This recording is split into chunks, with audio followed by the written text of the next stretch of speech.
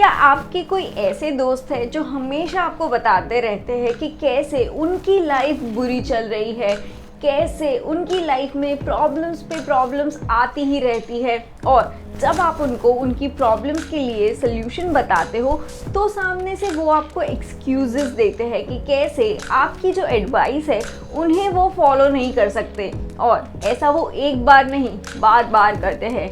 But wait, कहीं वो दोस्त आप खुद तो नहीं? Then you my friend have a victim mentality। तो ये विक्टिम मेंटालिटी आखिर होती क्या है? इन शॉर्ट, जो भी लोग ऐसा सोचते हैं कि हमेशा मेरे साथ कुछ ना कुछ बुराई होता है, भगवान तो मुझसे नाराज है, लक तो कभी मेरी फेवर में होता ही नहीं है, और मैं चाहे जितनी भी कोशिश कर लूँ मेरे हाथ में तो कुछ भी नहीं है, मैं सब कुछ कर लूँ ना फिर भी मेरे साथ कभी कुछ अच्छा हो ही नहीं सकता। इसे कहते हैं victim mentality. Now I am not invalidating your feelings, okay. कई बार ऐसा होता है कि सिचुएशन सच में इतनी ज़्यादा मुश्किल होती है या कुछ ऐसी डिफ़िकल्ट सिचुएशन होती है जिसमें आपके हाथ में कुछ नहीं होता और आप उसमें कुछ नहीं कर सकते, लेकिन ऐसी सिचुएशन में भी ना आप कैसे रिएक्ट करते हो ये आपके कंट्रोल में ज़रूर होता है। अब पता कैसे चलेगा कि किसी की विक्टिम मेंटालिटी है या नहीं? नंबर 1, वो किसी भी चीज़ के बारे में बात करे ना उसमें एक नेगेटिव टोन ज़रूर होता है। हाँ, मैं पास तो हो गई लेकिन नंबर्स ठीक ठाक आए।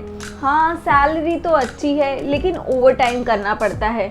हाँ, नई गाड़ी तो खरीद ली लेकिन उसे रोज साफ करना पड़ता है। You get my point. वो ना हर सिचुएशन में एक ही सवाल करते हैं, वाई मी? मेरे साथ ही सब बुरा क्यों होता है? भगवान को मुझसे क्या दुश्मनी है? मैंने सबका क्या बिगाड़ा है कि मेरे साथ ऐसा हो रहा है? मेरे कोई दोस्त क्यों नहीं है? लोग मुझे पसंद क्यों नहीं कर रहे? वगैरह वगैरह। वो हर एक चीज़ को ओवरथिंक करते हैं और छोटी से छोटी बात में भी इतना नेगेटिव हो जाते हैं और फिर उसी में फंस के रह जाते हैं। ये लोग ना कभी अपने बारे में अच्छा नहीं सोचते। गलती से अगर कोई उनकी तारीफ कर भी देता है ना तो भी उसे सामने से 5 चीजें बता देंगे कि कैसे उनमें कुछ भी खास नहीं है, और जब ये लोग एक्सक्यूजेस देते हैं ना तो उसको जस्टिफाई करने की पूरी कोशिश करते हैं कि कैसे उनकी कोई भी गलती नहीं है और हालात ही ऐसे हैं कि वो कुछ कर ही नहीं सकते। अब आप सोच रहे होंगे कि कोई ऐसा क्यों करेगा, कोई खुद को विक्टिम क्यों बनाना चाहेगा? वेल, हमारा जो ब्रेन है ना वो बहुत ज्यादा ट्रिकी है। हमारा ब्रेन ना जो नोन होता है, जो फेमिलियर होता है, उसी को रिपीट करता रहता है, फिर चाहे वो हमारे लिए बुरा ही क्यों ना हो। इसीलिए विक्टिम माइंडसेट को ब्रेक करना भी उतना ही मुश्किल होता है। But it is like being in an abusive relationship with yourself. See, life happens to all of us. आप किसी भी सक्सेसफुल या लकी इंसान की लाइफ को भी देखेंगे ना तो उनकी लाइफ में भी उतनी ही प्रॉब्लम्स आती है जितनी आपकी या मेरी लाइफ में आती है। फॉर एग्जाम्पल, स्टीव जॉब्स, वो एक पुअर फैमिली से बिलोंग करते थे और उनके पास कॉलेज की फीस भरने तक के पैसे नहीं थे। ओपरा विनफ्री, वो भी एक पुअर फैमिली से बिलोंग करती थी। इवन हमारे धीरूभाई अंबानी, वो भी एक छोटे से गांव से थे और jab वो शहर आए तो पेट्रोल पंप पे काम किया करते थे। हमने कितने ऐसे किस्से सुने हैं जहाँ पे कोई अंडर प्रिविलेज फैमिली से आता है और IAS वगैरह बन जाता है और हम उसे देख के बहुत ज़्यादा इंस्पायर तो हो जाते हैं, लेकिन जब हमारी बात आती है तो हमें लगता है कि यार हम नहीं कर पाएंगे। इसमें ना हमारी अपब्रिंगिंग भी एक बहुत बड़ा रोल प्ले करती है। हम बचपन में हमारे पेरेंट्स को उनकी लाइफ के प्रॉब्लम्स जैसे डील करते हुए देखते हैं ना तो वो चीज़ हमारे अंदर भी आ जाती है। ये भी एक रीज़न है कि जो रिच और सक्सेसफुल लोगों के बच्चे होते हैं ना वो उनके पेरेंट्स को सिचुएशंस को कैसे बेटर हैंडल करना है वो सीखते हैं, और जो विक्टिम माइंडसेट वाले होते हैं वो दूसरों को ब्लेम करना सीख लेते हैं। इसीलिए majority of the time successful लोगों के बच्चे सक्सेसफुल हो जाते हैं बिकॉज ऑफ देयर माइंडसेट। तो अगर हम दूसरों को या हमारी सिचुएशन को ब्लेम करते रहेंगे ना तो हम उससे सारा पावर दे देंगे,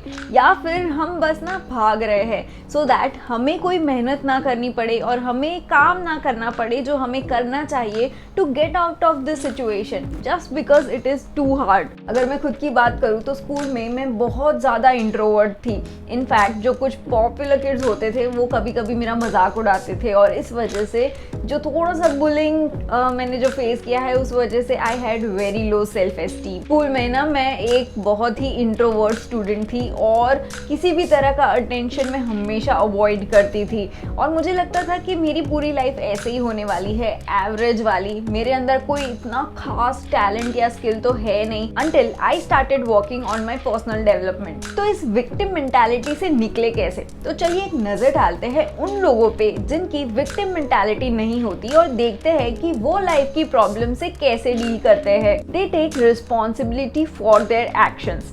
They are less influenced by others' opinion. They feel confident while facing challenges. They take care of their physical health and they are hard working। But अब इस मेंटालिटी में फंसे हो तो इसमें से बाहर कैसे निकले? अगली बार जब लाइफ में कुछ बुरा होना तो instead of asking why is it happening to me, आप खुद से पूछिए कि what do I need to do. ये ना आपको एक्शन मोड में लेके आएगा कि आप क्या नेक्स्ट स्टेप ले सकते हो जिससे आप अपनी करंट सिचुएशन को बेटर बना सको। और फिर जब चीजें सेटल हो जाए ना, तब आप खुद से पूछिए कि what can I do to make sure that this doesn't happen in the future। So the first step gets you in action mode and the second one gets you in preparation mode। एक बात समझिए, अगर आप खुद से negative questions करेंगे तो आपको उसके नेगेटिव आंसर्स ही मिलेंगे, लेकिन अगर आप खुद को प्रोडक्टिव और पॉजिटिव क्वेश्चंस पूछेंगे तो आपको पॉजिटिव आंसर्स मिलेंगे। जब हम बचपन में साइकिल चलाना सीखते थे और गिर जाते थे तो क्या हम ऐसा बोलते थे कि मेरे साथ ही ऐसा क्यों हो रहा है? नहीं ना, हम खुद से पूछते थे कि अच्छा मैं इसमें क्या बेटर कर सकता हूँ, कैसे मैं अपनी जो ड्राइविंग स्किल्स है उसको परफेक्ट कर सकता हूँ। तो सेम चीज आपको लाइफ में भी अप्लाई करनी है। ये जो प्रिपरेशन मोड है ये आपको नेक्स्ट टाइम अगर सेम सिचुएशन रिपीट हुई तो सिचुएशन को कैसे बेटर हैंडल करना है ये सिखाएगा। A key difference between a victor and a victim mentality is that winner are good at handling problems. तो प्रॉब्लम्स को अवॉइड करने के बजाय उसको अच्छे से हैंडल करना सीखिए और आप इस विक्टिम मेंटालिटी से इजीली निकल पाएंगे। आई नो समटाइम्स हमारी लाइफ में भी ऐसे लोग होते हैं जो हमें एक विक्टिम जैसा फील करवाते हैं, तो ऐसे में कोशिश कीजिए कि उनको अपनी लाइफ से जितना दूर रख सके उतना रखिए, और अगर वो पॉसिबल नहीं है तो एक इमोशनल बाउंड्री जरूर बना के रखिए सो दैट वो आपको फिर से एक विक्टिम माइंडसेट में ना धकेल दे। कई बार ऐसा भी होता है कि जनरली हम हमारे लाइफ में एक विक्टिम मेंटालिटी नहीं रखते हैं, लेकिन सबकॉन्शियसली कुछ एरियाज में हमारी विक्टिम मेंटालिटी होती है। फॉर एग्जाम्पल, आप करियर में बहुत अच्छा कर रहे हो लेकिन हेल्थ वाइज आप स्ट्रगल कर रहे हो, रिलेशनशिप्स आपके अच्छे चल रहे हैं, लेकिन जब फाइनेंसेस की बात आती है तो एक विक्टिम मेंटालिटी आ जाती है। तो अगर आपको चेक करना है कि कहीं आपकी तो विक्टिम मेंटालिटी नहीं है तो मैंने ना डिस्क्रिप्शन में एक लिंक डाली है, उस पे जाकर आप कुछ क्वेश्चंस के आंसर्स दे सकते हो और अपना माइंडसेट और साइकोलॉजी समझ सकते हो। अगर वीडियो पसंद आई हो तो उसे लाइक कर दीजिएगा और चैनल को कर दीजिएगा सब्सक्राइब। मिलती हूँ आपसे अगले वीडियो में।